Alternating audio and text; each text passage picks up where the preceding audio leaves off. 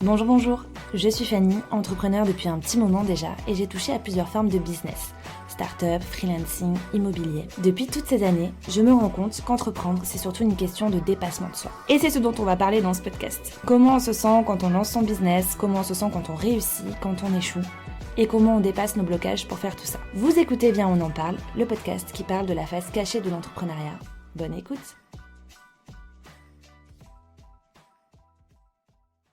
Bonjour à tous et bienvenue dans ce nouvel épisode de podcast. Si vous avez le sentiment de stagner en ce moment, que vous avez du mal à vous mettre en route, que vous sentez qu'il y a des petites choses qui vous dérangent mais que vous avez du mal à mettre le doigt dessus et à trouver des solutions pour vous débloquer, alors cet épisode de podcast est clairement celui que vous devriez écouter aujourd'hui. Car aujourd'hui, je reçois Alexandra Ridou, qui est coach en reconversion professionnelle. Mais Alexandra a aussi une grande particularité, c'est qu'elle fait marcher les personnes qu'elle accompagne pendant leur coaching. Et comme vous vous en doutez, ce n'est pas sans raison, puisque la marche a des bienfaits extraordinaires sur notre cerveau, et c'est ce que va nous expliquer Alexandra. Dans cet épisode, vous allez découvrir comment la marche peut vous aider à mettre vos peurs de côté et faire ressortir votre plein potentiel et votre créativité. Vous allez découvrir comment mettre à profit une séance de marche pour débloquer une situation, débloquer une problématique et trouver des solutions. Et vous allez aussi pouvoir bénéficier de tous les conseils d'Alexandra, car c'est une coach formidable et elle nous balance vraiment un paquet de pépites dans cet épisode. Mais les amis, avant de vous laisser avec l'épisode et la conversation que j'ai eue avec Alexandra, j'aimerais vous demander un tout petit service. Si vous appréciez ce podcast, si vous appréciez tous les conseils qui sont donnés dans les épisodes, que ce soit les épisodes où je suis toute seule ou avec un invité, alors je vous demande une petite minute de votre temps pour laisser un avis 5 étoiles de préférence sur la plateforme d'écoute que vous utilisez. C'est clairement ce qui m'aide le plus pour référencer mon podcast et le faire écouter aux bonnes oreilles. Donc je vous remercie énormément pour ce petit geste et je vous laisse avec la conversation que j'ai eue avec Alexandra. Bonne écoute. Salut Alexandra. Salut Fanny, ça va bien? Ça va bien et toi? Ouais, très bien, merci. Merci à toi d'avoir accepté de venir parler sur le podcast. Est-ce que tu pourrais nous dire qui tu es en quelques mots? Ouais, alors je suis Alexandra Ridou, je suis coach spécialisée dans la reconversion et j'ai fondé Randos pour accompagner tous ceux qui veulent soit trouver leur voie, soit se reconvertir et lancer leur activité pour avoir enfin une vie qui les épanouit. Et sinon, je suis aussi maman de 2 petits bouts de chou et j'habite Grenoble. Trop bien. Et tu es coach depuis combien de temps? Alors, j'ai commencé à me lancer en parallèle de mon job, donc officieusement en 2020, donc ça fait 3 bonnes années et officiellement, j'ai quitté mon job en 2021. Ok. Est-ce que tu pourrais nous dire un petit peu le cheminement? Parce que je sais que tu as fait face à quelques croyances limitantes avant de te lancer dans ce que tu voulais, dans ce que tu voulais faire vraiment, le coaching. Tu faisais quoi avant ça? Ouais, alors, avant, rien à voir. Moi, je suis de formation ingénieur. Pourquoi ingénieur? Parce que je savais pas ce que je voulais faire. Clairement, au lycée, enfin si, je rêvais de psychologie, mais pour ma famille et pour l'environnement dans lequel j'étais, c'est pas un métier, qui ramène de l'argent. Donc fallait plus faire, quand on sait pas trop ce qu'on veut faire, une piste qui, ferme pas de porte. Donc il y avait école de commerce ou école d'ingé. Heu, je pense qu'en vrai, j'aurais préféré école de commerce, mais j'étais nulle dans tout ce qui était apprendre par cœur et école de commerce, c'est tout bête, mais au début, il faut apprendre tout par cœur, l'histoire, l'éco, le patati, le patata. Donc je suis allée, en école d'ingénieur. C'était pas forcément mon truc, donc j'ai pris la filiale la moins ingénieuse, qui existait dans l'école, qui était la logistique et c'est comme ça que je suis rentrée dans le monde professionnel en logistique, où j'ai travaillé 8 ans, dans l'agroalimentaire. J'ai fait une seule entreprise et pour la petite histoire, du coup, j'ai toujours été fan de développement personnel depuis fin de lycée, école d'ingénieur. Ça m'a toujours fascinée, mais dans ma tête, à l'époque, on n'a jamais vu un ingénieur coach. Tous les coachs, les grands coachs, ils avaient fait des études de sociologie, des doctorats ou sinon ils étaient RH. Donc c'était vraiment un truc, je me disais, tu pourras jamais te lancer dans le coaching. tu idolâtres ces personnes-là, mais ce sera jamais ton avenir, en tout cas pas dans cette vie. Et finalement, quand je suis rentrée dans le monde professionnel, j'ai découvert les coachs professionnels que je connaissais pas, qui sont les coachs qui viennent en général accompagner les managers, etc. Et en échangeant avec ces différents coachs, leur point commun, c'était quoi? C'est qu'ils avaient plus de 40 ans et qu'ils avaient atteint des postes de direction au sein des entreprises. Ah ouais, Et rien donc, à voir avec toi. je me suis dit, bah vas-y, fonce, gravis les échelons au plus vite, deviens au plus vite directeur supply chain. Et quand tu seras directeur et que tu auras 40 ans, tu Ouais. pourras te reconvertir dans le coaching. Donc ça, c'était un peu mon plan, moyen-long terme. Et puis, j'ai eu 28 ans. Il me restait encore 12 ans avant d'atteindre C'est mon plan. long. Sacrément long. Et là, je me suis dit, OK, ça va pas être possible d'attendre aussi longtemps. Et je me suis posé cette question, je pense, qui a fait toute la différence. Est-ce que tu serais un meilleur coach à 40 ans en ayant fait 12 années dans la logistique et après te lancer dans le coaching? Ou est-ce que tu serais un meilleur coach à 40 ans en ayant fait 12 années de coaching? Et là, Mmh. je me suis dit, le calcul, il est vite vu. Mmh. Tu seras quand même meilleur coach si tu t'entraînes le plus tôt possible. Donc, je Ouais. m'étais dit, eh ben, tu vas te former en parallèle de ton job. Déjà, ça permettra de voir que tu aimes ça, parce que si tu te dis que dans 12 ans, tu vas réaliser un rêve et que tu te réalises que être Ouais. coaching, tu auras un peu le seum. Donc, tu te formes et tu essaies de coacher en parallèle de ton job. Et puis, comme j'étais manager, je me disais c'est quand même utile quand tu es manager de connaître le coaching. Donc, ça me servirait aussi dans ma vie pro. Donc, je me suis formée comme ça. Je me suis quand même dit dans ma formation, OK, tu vas pas pouvoir tenir 12 ans avec ça en parallèle de ton job. Et l'avantage de la formation, c'est que ça m'a fait travailler sur moi aussi, puisqu'on Mmh. est coaché. Et c'est là où j'ai commencé à lever mes barrières. Mais en fait, est-ce qu'il faut vraiment avoir 40 ans pour être coach? Alors, en général, je dis oui si on veut faire du coaching en entreprise. C'est un peu un critère des OK. entreprises, avoir une certaine expérience professionnelle. Mais pour faire du particulier, le particulier, il s'en moque que tu aies 40 ans ou pas, ce qu'il Mmh. faut, c'est des compétences. Et donc, tu peux déjà devenir coach dès maintenant. Trop Et c'est comme bien. ça que finalement, je me suis reconvertie beaucoup plus tôt que prévu, puisqu'une fois que j'avais balayé toutes les barrières, il n'y avait plus rien qui m'empêchait de devenir coach. Et donc, je me suis lancée dans le coaching comme ça. Et comme j'ai réalisé que finalement, on se fait une montagne de la reconversion, on a l'impression que quand on est dans une voie et qu'on a fait ça toute sa vie, on ne peut pas en changer ou que c'est très compliqué, Ouais. j'ai Ouais. me spécialiser dans la reconversion pour justement dire, mais en fait, c'est pas simple de se reconvertir, mais c'est beaucoup plus simple que ce qu'on imagine. Trop bien, et je sais que tu as une petite particularité, dans tes coachings, c'est que tu fais marcher les personnes que tu accompagnes. Ouais, exactement. En fait, quand je me suis lancée, je me suis posé la question, OK, il y a plein de coachs qui se lancent, c'est quoi ta différenciation? Et là, j'ai suivi un conseil qu'on m'a donné et que je recommande aussi, c'est OK, c'est quoi tes passions? Et est-ce que tu peux pas partir de tes passions pour faire une spécialisation? Et moi, j'ai toujours, alors non, j'ai pas toujours adoré la randonnée. Mes parents diront que quand j'étais adolescente, je détestais la marche. J'étais toujours là à me plaindre. Mais une fois que j'ai passé l'adolescence, j'ai adoré randonner, marcher, etc. Et je me suis dit, bah tiens, est-ce qu'il n'y a pas un concept derrière ça pour marcher et coacher en même temps? Parce que quand je regardais, en fait, quand est-ce que j'ai fait mes déblocages mindset les plus importants justement pour me lancer, c'est Mmh. quand j'étais en balade, quand j'étais en vacances en train de faire une randonnée, quand j'étais en week-end en train de faire une balade dehors. Bref, dès qu'on est en train de marcher, on peut en revenir après, mais on développe des capacités niveau créativité et niveau déblocage incroyables. C'est comme ça que je me suis dit, bah, en fait, tu peux utiliser la randonnée ou la marche, en tout cas, comme outil de coaching. Et du Trop coup, c'est comme ça que j'ai créé. Alors, j'ai pas créé le concept quand j'ai tapé sur Internet, j'ai découvert qu'il y en avait déjà deux, trois qui étaient sur le marché. En tout cas, c'est comme ça que j'ai développé cette spécialité. trop bien, trop bien, et toi, à titre personnel, la marche, ça t'a apporté quoi? Alors, à titre personnel, c'est là où je refais le monde à chaque fois. Heu, OK. donc ça me permet une prise de recul, assez incroyable. Et si on peut rentrer un peu dans le détail, en fait, de ce que disent les neurosciences. Qu'est-ce que disent les neurosciences? Quand tu es statique, on va commencer par quand tu es statique, donc quand tu es assis, ton système nerveux, naturellement, il va avoir accès plus à l'amygdale. L'amygdale, c'est quoi? C'est la partie de ton cerveau qui est responsable de générer des peurs et qui est Mmh. responsable de la survie. Donc c'est celle qui va surtout dire: «Attention, danger, passe pas à l'action. Attention, reconversion risquée, n'y va pas». Quand tu marches, en fait, ton cerveau n'active pas du tout les mêmes systèmes nerveux et là, du coup, il va pas forcément aller vers l'amygdale, mais il va plus aller vers le cortex préfrontal qui est la partie de ton cerveau qui est responsable de la créativité et qui est responsable de ta vision. Et c'est pour ça qu'en fait, quand tu es en mouvement, alors je dis quand tu marches, mais c'est vraiment l'idée de mouvement.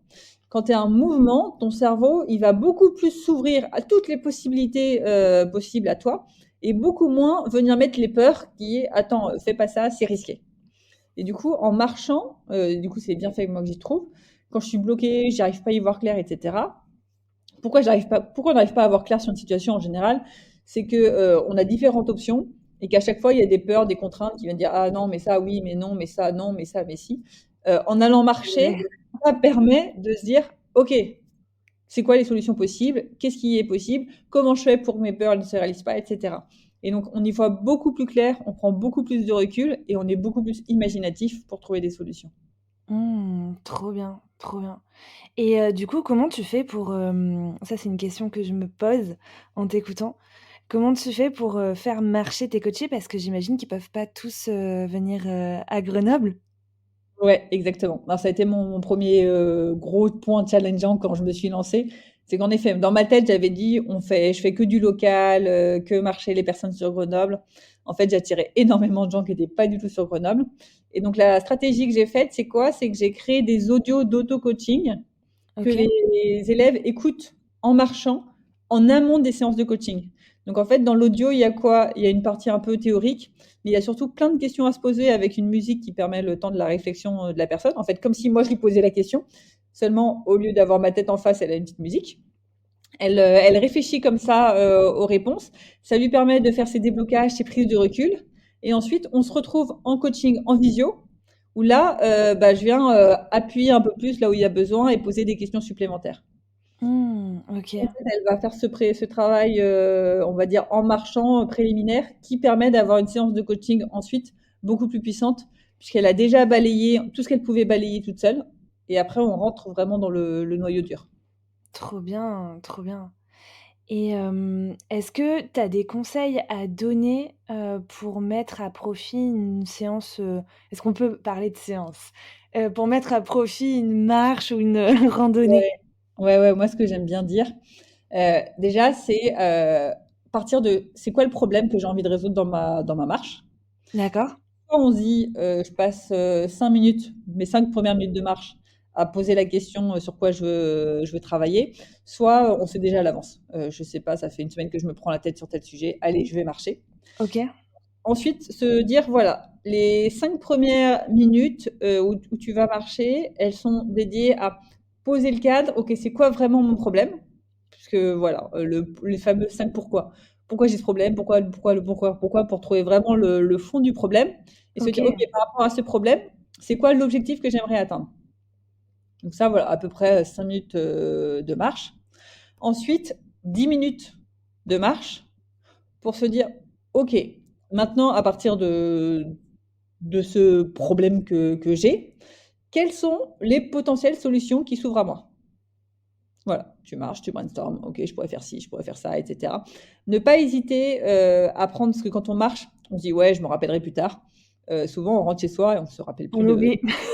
Voilà, donc soit, moi ce que j'invite, c'est soit noter sur son téléphone dans une application de notes, Ouais. soit vous pouvez vous faire une conversation WhatsApp entre vous et vous-même, tout seul, OK. où vous vous enregistrez des audios, par exemple. OK. Et sinon, il y a la méthode du vieux cahier avec Tout le à stylo. fait. Donc voilà, donc réfléchir ensuite sur voilà, c'est quoi les solutions possibles et ensuite 5 minutes sur OK, parmi ces solutions, c'est quoi mon plan d'action? Quelles sont la chose que je vais faire tout de suite aujourd'hui? Quelles sont l'action que je vais faire dans la semaine et l'action plus long terme? Se donner Mmh. vraiment 3 actions concrètes parce que quand on marche, on est vraiment plein de bonne volonté, on a envie de faire les choses. Du coup, se profiter de cet élan pour se dire: «OK, je me note les actions et je note des dates», surtout c'est très important parce que si je dis: «Je vais faire ça un jour», on le fait jamais. Tout Donc à je me fait. dis vraiment, voilà, je note dans mon agenda, voilà, aujourd'hui je fais telle tâche, jeudi prochain à 14 heures je fais telle tâche et dans un mois je ferai telle tâche pour que vraiment vous sortez avec un vrai plan d'action par rapport à votre problématique. Trop bien, trop bien. Ça marche, sans mauvais jeu de mots, ça Mmh. marche peu importe où on marche? Si on Peu marche importe, en ville ou si ouais, on en marche, ville, ça marche. C'est vraiment l'idée de mouvement. En vrai, ça peut marcher sur un tapis de marche dans une salle de sport. OK, OK. Voilà. Par contre, ce qui marche encore mieux, c'est d'associer quand même, si vous le pouvez, la marche avec la nature. Parce que le Mmh. fait d'avoir une vision où vous voyez au loin, ça envoie un message à votre cerveau de plus de facilité par rapport à voir loin aussi pour votre vie. OK. Pour, quelle raison? Alors, je me rappelle plus des raisons, là, tu vois, là, je te dis amygdale, précortex, préfrontal, je me rappelle plus ce qui se passe OK, neurologiquement, mais en OK. tout cas, ce que démontrent les neurosciences, le fait de voir bah, c'est un peu, là, moi, j'étais au ski récemment. Mmh. Le fait de voir toutes les montagnes au loin, tu sais pas Ouais, pourquoi, mais ça te fait un petit effet quand même, waouh, tout est possible. Mais tu sais pas pourquoi, d'où ça vient. ouais, c'est vrai. Tu as un petit effet waouh, tout est possible, juste parce que tu vois au-delà de toi et tu as l'impression d'être tout petit par rapport à tout ce qui est devant toi. Ouais, c'est vrai. Alors qu'en général, quand tu es par exemple, tu dans une rue entre 2 immeubles, Ouais. tu as du mal à te projeter loin parce que, tes yeux se projettent pas non plus loin. Bah, non, ouais, Alors ouais, que ouais, la vue est si bouchée. en futur, en général, tu as pas tendance à regarder le mur en face, tu as tendance à regarder en haut, là où tu as la vision la plus lointaine, Mmh. heu, possible par rapport à ton espace. Mmh. OK, donc plutôt privilégier marche en nature. Ouais, si possible, mais c'est pas toujours possible. En tout cas, les bienfaits, ils marchent aussi en ville et cetera. Trop bien. En ville, en général, tu vas avoir tendance, quand tu vas réfléchir, à regarder le ciel, parce que c'est ça ton lointain, tu vois? Ta vision lointaine. J'essaye de me remettre dans le contexte. Bah, en fait, tu peux faire un Mmh. test chez toi, tu mets une feuille de papier devant ta tête. C'est vrai, ouais, non, non, mais oui, bah, parce que tu vois, avant, j'avais, mon bureau qui était en plein centre-ville, de Marseille. Là, actuellement, j'ai changé, donc mon bureau n'est plus à Marseille, il est dans une zone, bah, plutôt, dans une pinède, où c'est une zone où il y a que des bureaux, mais c'est une zone aussi où c'est très nature et cetera, donc bon, le cadre, rien à voir. Et du coup, quand j'étais à Marseille, le midi, bah, tu avais tous les restos, tout ce que tu voulais manger, en bas, quoi. Et donc je marchais beaucoup en ville. Et je sais que j'adorais ce moment où j'allais me chercher à manger parce que souvent je prenais le chemin de l'écolier où, je faisais le tour le plus grand possible pour, marcher le plus longtemps possible, quoi, et ça me faisait grave de bien. Et tu vois, aujourd'hui, bah, je peux plus le faire parce que, bah, globalement, comme mon bureau est un peu au milieu de nulle part, si tu veux aller te chercher à manger, il faut forcément prendre la voiture ou alors on amène à manger, quoi. Donc je marche plus. Mais c'est vrai que oui, je me remets dans le contexte et oui, effectivement, j'avais tendance à regarder, plutôt, j'avais le regard qui se perdait, au-dessus de la ligne, d'horizon, quoi. C'est vrai. C'est ça. Tu as tendance à aller viser loin Ouais, pour c'est vrai. partir loin dans ta tête. C'est vrai, c'est vrai. Et tu vois, je pense que tu le sais, je suis cavalière. Quand je vais marcher avec le cheval, donc je suis sur son dos et qu'on part en balade, est-ce que ça a le même effet ou pas du coup? Alors, le principe, c'est le mouvement. C'est faut que les muscles s'activent, parce que c'est aussi ce qui va gérer la dopamine, et cetera. Donc, j'ai jamais fait de cheval. OK, Heu, bah, il faut essayer. j'en ai fait une fois, mais il y a très, très, très longtemps. Si, tu es vraiment en mouvement, tagla tagla avec, je sais pas, tes jambes, ils font un moment de flexion-extension, ça OK, marche. Si jamais c'est possible de juste être sur un cheval comme tu es sur une chaise, ça va pas marcher puisque ton corps n'est pas en mouvement. d'accord. OK. OK, OK, je capte, l'idée. Et tu vois, là, ça me fait penser à une question. Hem Imaginons, on n'est pas dans un contexte, où on a la possibilité, de sortir et d'aller marcher ou d'avoir un tapis de course. Est-ce qu'en étant à son bureau, on peut trouver des alternatives pour, bénéficier de ces mêmes bénéfices ou, pas du tout? Alors, sur son bureau, je dirais non. Pourquoi? Je fais une petite parenthèse. Pourquoi il y a énormément de burn-out aujourd'hui? Alors qu'en vrai, il y a 50-60 ans, quand les gens travaillaient dans les mines, et cetera, les conditions, elles étaient affreuses. C'est vrai. Heu, un mineur, il voyait, le jour 4 heures par mois. Oh, c'est horrible. 4 heures par 4 mois. heures par mois. Conditions affreuses, quand même. Horrible. Toute la journée Ouais. dans les mines à travailler, et cetera. 0 burn-out. Pourquoi? Parce que le corps est en mouvement. Quand ton Mmh. corps est en mouvement, alors oui, c'est dur physiquement, oui, il mourrait tôt, de Ouais. maux de dos, et cetera. Donc c'est pas non plus forcément la solution. Non. Quand le corps est en mouvement, il libère de la dopamine et la dopamine vient contrer l'hormone de stress qui est la Mmh. cortisol. Quand tu es assis sur une, chaise derrière ton bureau, en statique, tu ne peux pas générer de la dopamine. Enfin, c'est très, très difficile. Mmh. Par contre, au moindre truc, tu vas gérer de la cortisol. Et ce qui fait en fait qu'il y a autant de burn-out, c'est quoi? C'est qu'on est tous derrière des bureaux, on génère de la cortisol, on génère, on génère, on génère, on génère. et on n'a jamais la dopamine qui vient diminuer le taux de cortisol. Mmh. Au bout d'un moment, on explose. Et le réflexe qui est le pire que tout quand on est en burn-out, c'est de se dire je vais rester allongé dans mon lit toute la journée pour me reposer, etc. C'est pire que tout. Le corps, il a besoin de quoi? Il est fatigué psychologiquement, mais il a besoin de se mettre en action et de faire du sport. Mmh. Si vous êtes dans votre appartement coincé sur votre ordinateur et que vous voulez justement bénéficier un peu de cet effet, on va dire, de la marche, etc., marchez, mais faites des tours dans votre salon. Mmh. Sous la douche, j'allais dire. J'ai écouté un coach la dernière fois qui disait: «Mais prenez 15 douches s'il le faut par jour». En effet, c'est pas bon pour la planète, mais prenez 15 douches par jour s'il le faut. C'est vrai Vous qu'on a souvent des idées sous la douche. Franchement, des idées dans la douche, c'est parce qu'on est en mouvement. On est là avec le pommeau de douche à Ouais. lever le bras, à se laver les cheveux, à être en mouvement, à s'habiller, à se déshabiller. On est en mouvement. Donc voilà, levez-vous, faites-vous à manger, allez aux toilettes, remontez, descendez les escaliers, bref, ce que vous voulez. Mais vraiment, c'est le mouvement qui est important.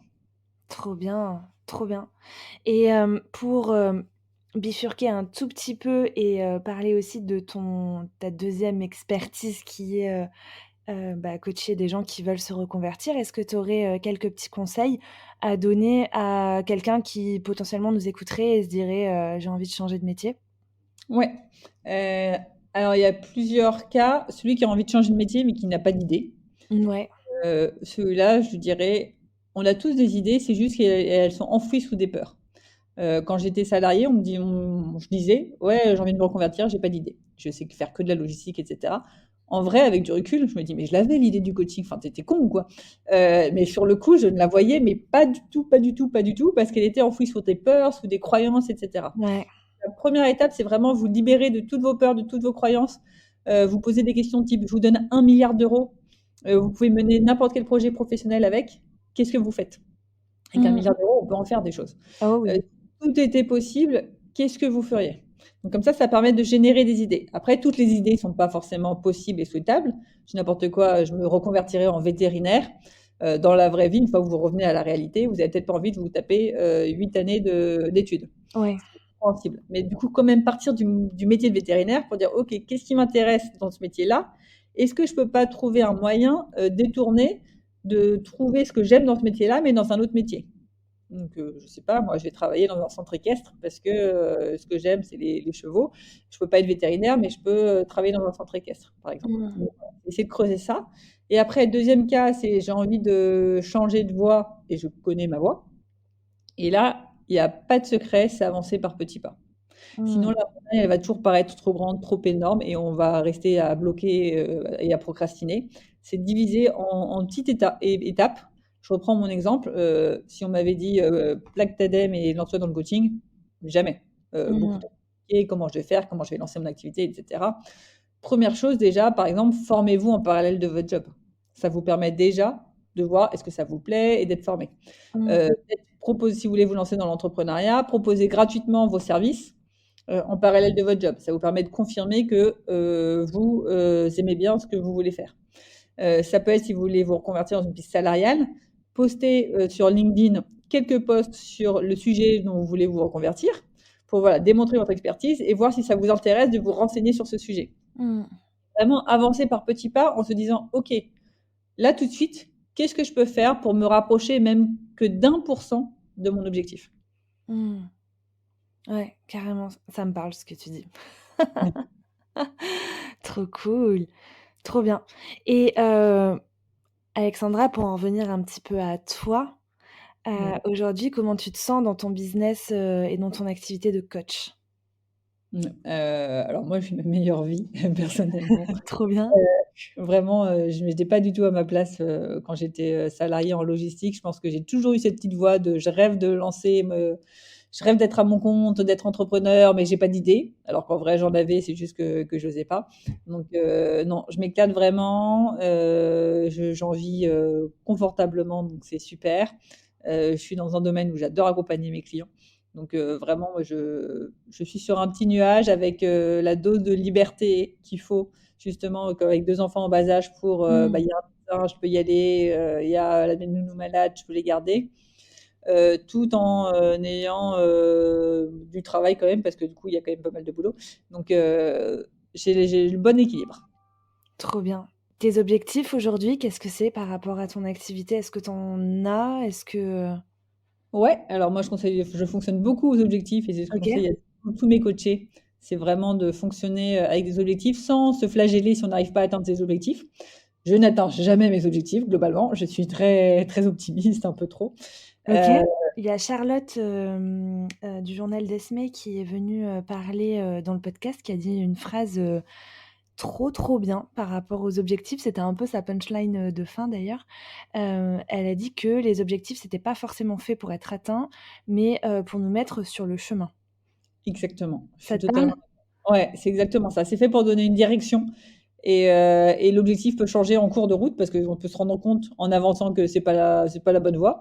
Mais la principale, c'est toujours d'être en mouvement. Ce que je dis à tous mes coachés, fixez-vous des objectifs juste pour être en mouvement. Parce que quand on se fixe pas d'objectifs, on va à droite, à gauche, on avance un peu nulle part et Ouais, on a la sensation de stagner. ouais, Alors que quand on se fixe au moins une direction, ok, c'est peut-être pas la bonne. À l'instant T, c'est la meilleure qui nous paraît, qui nous semble, et on avance. ouais, trop bien. Est-ce qu'il y a des choses que tu essayes, de t'appliquer tous les jours, pour, progresser dans ton business et atteindre entre guillemets «tes objectifs» pour pas faire redondance avec ce qu'on vient de dire? Euh, J'ai pas forcément de routine particulière, ou en tout cas, j'ai des routines qui vont, qui viennent, enfin, je me lâche un peu la grappe là-dessus, bah, tu vois, je sais qu'il faut faire du sport toutes les semaines, tous les jours. Souvent, ça me fait du bien, mais il y a des semaines où si je le sens pas et que je me dis que non, ma priorité, c'est de travailler parce que j'ai un gros truc, bah, je me lâche la grappe et je fais une semaine intensif à Mmh. travailler et la semaine suivante, je me ferai peut-être un gros break. Donc, j'ai pas spécifiquement de routine. Alors, j'ai encore moins de routine du matin parce que j'ai des enfants qui me réveillent à 5 heures du matin. Donc, Oh autant l'enfer. la routine du matin, c'est on change les couches et on survit. Euh, Par contre, je pense quelque chose qui m'aide à atteindre mes objectifs. Je sais pas si tu as lu le livre The One Thing. J'ai un super accent. Est-ce que je l'ai lu? Non, je l'ai pas lu celui-là, mais je crois qu'il est dans ma liste, ouais. Ouais, mais alors du coup, le concept, il n'y a pas besoin forcément de lire le livre hein, pour comprendre Oui. le concept. C'est quoi? C'est focus sur une seule chose. Donc, c'est que chaque soir, je me donne la tâche du lendemain, la tâche qui est la plus importante et qui me rapproche le plus de. Mmh. Donc, j'ai n'importe quoi. Si mon objectif prioritaire du mois, c'est de faire plus de chiffre d'affaires, la veille, je me dis, OK, quelle est la tâche demain que tu peux faire qui te rapporte le plus de chiffre d'affaires? Et je commence la journée par cette tâche-là. Comme ça, je sais que chaque jour, je fais à minima une tâche qui me rapproche le plus de mon objectif. Mmh, trop bien. Et en fait, c'est vraiment, on va dire ça, je pense, la routine la plus importante. Et c'est une routine que j'ai mis en place là depuis quelques semaines et qui est pas mal. Donc chaque soir, quand je planifie ma tâche pour le lendemain, je réfléchis aussi à la question, qu'est-ce que j'aurais pu faire aujourd'hui ou pas faire, Mmh. que j'aurais passé une meilleure journée. Ah, trop bien comme question. Et ce qui est marrant, c'est que donc, là, donc ça fait quelques semaines, premier jour, toujours la même chose qui retombe. OK. J'aurais dû faire du sport, j'aurais dû faire du sport, j'aurais dû faire du sport. Ah, OK. Bah, l'avantage, c'est que au bout d'une semaine où tu écris noir sur blanc, j'aurais dû faire du sport, j'aurais dû faire du Ouais, sport, j'aurais dû faire du sport, bah, il y a un moment donné, tu te dis, bon, allez, ok, je vais faire du sport demain. trop Donc, bien. l'avantage, c'est que ça te permet de voir un peu parce que tu vas pas changer juste parce que tu mets j'aurais dû faire ci ou j'aurais pas dû faire ça. Mais tu Mmh. vas changer en fait parce que ça fait, je sais pas moi, une semaine, 2 semaines que tu écris la même chose et que tu te dis, Ouais, bon, allez, là, à un moment donné, il faut arrêter de déconner, je le fais. ouais, ouais, ouais. Putain, trop bien, trop, trop bien. Et pour conclure un petit peu, est-ce que tu as un mantra ou une phrase à laquelle tu te raccroches, pour, bah, continuer d'entreprendre, donner ton max, et cetera? Ouais, donc randos, pourquoi? Parce que j'adore le verbe oser et c'est une citation que je préfère là-dessus. C'est le plus grand échec, c'est celui de ne pas avoir le courage d'oser. Et pour moi, c'est vraiment ça. De plus en plus, dès que je me dis pourquoi enfin, il y a plusieurs choses. Chaque mois, je me pose la question, qu'est-ce que tu fais pas parce que tu as peur? Mmh. OK, trop bien comme question. Ok, bah ça, faut que tu le fasses. Parce que tu auras pas de regret à l'avoir fait. Et au pire, t'échoues. En fait, c'est aussi apprendre. Dans cette phrase, il y a aussi cette notion d'apprendre à aimer l'échec. C'est-à-dire que Ouais, et si t'échoues, c'est pas grave, t'as appris, tu rebondis, etc. ouais, mais aussi, tu vois, ça me fait penser à un truc. J'ai remarqué, que généralement, les choses qui me faisaient peur, c'était les choses vers lesquelles il fallait que j'aille. Ouais, exactement. C'est fou quand même. Parce que ce serait quand même plus agréable, que ça fasse pas peur, tu vois? Mais généralement, je me suis, rendu compte qu'à chaque fois que j'avais peur de faire quelque chose, bah, après coup, une fois que j'avais réussi à oser, alors après, parfois, ça peut mettre des mois avant que j'ose, y aller, tu vois? Mais à chaque fois que j'avais osé, aller, faire, cette chose en question, bah, après coup, c'était vraiment ce qu'il fallait que je fasse, quoi. C'est Ouais. fou, je trouve. Mais en fait, c'est comme ça chez tout le monde. Pourquoi? Il y a une seule façon d'améliorer ta vie ou d'aller dans du mieux, c'est de sortir de ta zone de confort. Parce que tout ce que tu fais déjà t'apporte ton confort à l'instant T. Il faut que tu fasses. C'est Einstein qui disait si vous faites toujours la. Mince, c'est quoi la citation? C'est en faisant toujours. Si on fait toujours la même chose, on a ce qu'on a toujours obtenu. Ouais. Comment ça? Si tu fais toujours ce que tu as fait jusqu'ici, tu Mmh. obtiendras toujours le même confort. Mmh. Si C'est tu vrai. veux aller améliorer ta vie même de 1 ou 2%, il faut que tu fasses quelque chose que tu n'as pas encore fait. Or, on revient au cerveau. Ton cerveau, il est câblé comment? Il est câblé pour survivre à la préhistoire. Parce que sur une échelle de l'humanité, Ouais. en vrai, ça fait très peu de temps qu'on a d'autres soucis que se faire bouffer par un lion. Ouais. L'échelle de l'humanité, l'homme a eu plus comme problème se faire bouffer par un lion que un problème informatique. C'est vraiment Ouais. très puissant C'est ces problèmes. vrai, c'est vrai. Donc le cerveau est encore câblé comme ça, on n'a pas encore évolué assez pour se libérer de ça. Ce qui fait que le cerveau, il est câblé pour, si je sors de ma zone de confort, potentiellement, je me fais bouffer par un lion, possibilité 1. Si je sors de ma zone de confort, possibilité 2, les gens autour de moi, ma tribu, elle va peut-être me prendre pour un fou. Et le problème, c'est que si la Mmh. tribu me prend pour un fou, elle C'est me vrai. rejette. Si elle me rejette, je me fais bouffer par Je un me lion fais parce que bouffer. je suis dans la savane. Tout à fait. Donc notre cerveau est vraiment câblé là-dessus, sur si je sors de ma zone de confort, ça veut dire globalement que je vais mourir. Ouais. Or, aujourd'hui, en 2024, peu de chances que vous fassiez bouffer dans la rue par un lion. Ouais. Euh, Peu de chances de mourir parce que vous sortiez dans votre zone de confort. Mmh. En fait, quand on regarde nos peurs, le risque, qui est vraiment un vrai impact, il est très minime. Moi, dans le cadre de la reconversion, je dis à mes coachés, non mais ok, supposons, tu foires ta reconversion, tu as plaqué ta dème. Bon, déjà, en général, tu as le chômage. Mais bon, supposons, tu arrives à la fin de ton chômage, tu n'as plus d'argent, enfin, tu plus rien, ça marche pas, etc. Est-ce que tu crois vraiment que tu vas te retrouver sous un pont à la rue? Non, personne va se enfin, il y a peu de gens, à moins, il faudrait Mmh. vraiment se baigner dans l'alcool, etc., faire vraiment une vraie spirale Ouais. infernale. Mais il y a peu de probabilités, ça arrive, mais il y a peu de probabilités. En général, tu sais que si tu sens que ça va pas le faire, tu reprends un job au plus vite. Si Tout tu à fait. sens que ça va pas le faire et que tu n'arrives pas à trouver un job, je suis sûre qu'il y a quelqu'un, un ami, la famille ou autre, qui peut soit te prêter de l'argent, soit t'héberger. Mmh. Mais tu vas jamais, enfin, il y a très très peu de chances que tu finisses sous un pont et que les conséquences soient extrêmement graves. Ouais. Et pourtant, ton cerveau, il réagit comme Mmh. si j'échoue, c'est la fin de ma Du vie. monde. Ouais. Ouais. Alors que Ouais. pas du tout. Et c'est pour ça que ce qui nous fait peur, du coup, c'est ce qui nous sort de notre zone de confort. C'est ce qu'on a besoin pour augmenter notre confort, parce que plus tu sors de ta zone de confort, plus tu vas agrandir ta zone de confort. Parce que ce qui est inconfortable va devenir confortable à force de le faire. Oui, c'est vrai. Euh, mais du coup, pardon, c'est où je sais plus où je me suis perdue, où est-ce que je veux en venir? Oui, du coup, bah, plus tes peurs, ça te mène forcément dans la bonne direction, mais en même temps, ton cerveau, il n'est pas là pour, il n'est pas câblé encore aujourd'hui pour te Mmh. dire naturellement, ouais, vas-y, fonce. Ouais, trop bien, trop, trop bien, trop bien. Alexandra, est-ce que tu vois une petite chose à rajouter? Petite ou grande chose à rajouter? C'est toi qui vois. Euh, non, je dirais par rapport du coup à la fin de cette conversation, oser quoi. Mais Ouais. vraiment. Ce qui fait qu'on n'arrive pas à avoir la vie qu'on veut, c'est simplement qu'on n'ose pas, qu'on a plein de peurs, etc. Et c'est vraiment se poser la question, mais c'est quoi le vrai risque? En général, avant que le pire scénario arrive, il se passe 10 étapes intermédiaires. Et à Mmh. chaque étape intermédiaire, il y a moyen de trouver un plan B pour éviter d'arriver à l'étape suivante.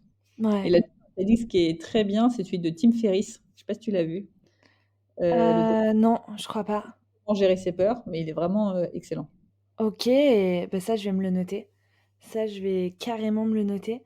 Alexandra, merci pour, tous tes conseils, tout ce que tu nous as dit sur la marche, sur, le fait de pourquoi on a peur, comment notre cerveau réagit, etc. Je suis trop contente que tu sois venue dans le podcast. J'espère que tu as passé un bon moment. Ouais, super moment, Fanny. Merci à toi pour l'invitation. Trop bien. J'adore partager ce que je peux partager pour aider les autres, donc top. Trop bien. Eh bien, écoute, merci beaucoup et puis je te dis à bientôt. Ouais, à bientôt, Fanny. Ciao. Encore une fois, je souhaite remercier Alexandra d'avoir accepté de venir parler sur le podcast. Je retiens tellement de choses de notre échange et vous pouvez être certain que la marche va vraiment re-rentrer dans mon quotidien. Parce qu'en discutant avec Alexandra, je me rends compte réellement de tous les bienfaits qu'elle peut nous apporter. Je me rends compte aussi que les barrières qu'on dresse quand on lance des projets, quand on veut développer nos projets, etc., eh bien ces barrières, elles n'ont d'importance que celles qu'on leur donne. En tout cas, c'est ce que je retiens du parcours d'Alexandra. Et je la remercie encore une fois pour tous les conseils pratico-pratiques qu'elle nous a donnés. J'espère que nous allons tous les mettre en application. En tout cas, je vais le faire pour ma part. Voilà pour cet épisode de podcast. J'espère sincèrement qu'il vous a plu et qu'il vous a été utile. Si c'est le cas, et que vous avez envie de soutenir ce projet, eh bien je vous invite à laisser un avis via la plateforme d'écoute que vous utilisez, 5 étoiles de préférence. C'est clairement ce qui m'aide le plus. Sur ce, merci de m'avoir écouté. Je vous dis à très vite. Prenez soin de vous. Ciao ciao.